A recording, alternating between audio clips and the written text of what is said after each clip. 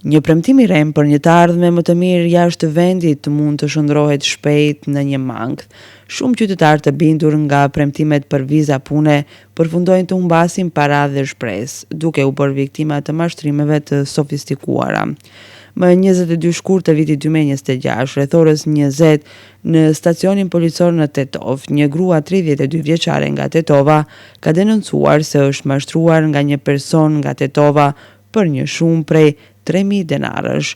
Sipas denoncimit, gjatë vitit 2024, ajo kishte rënë dakord me personin që t'i ndërmjetësonte për marrjen e një vize pune për Gjermaninë dhe ka paguar shumën në disa këste.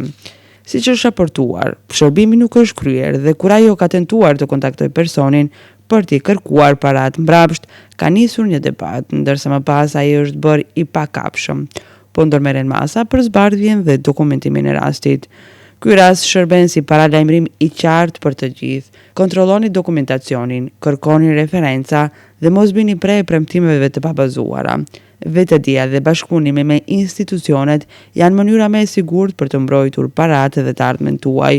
Mos lejoni që ëndrat tuaja të kthehen në zhgënjim. Informacioni dhe kujdesi janë arma më e fortë kundër mashtrimeve.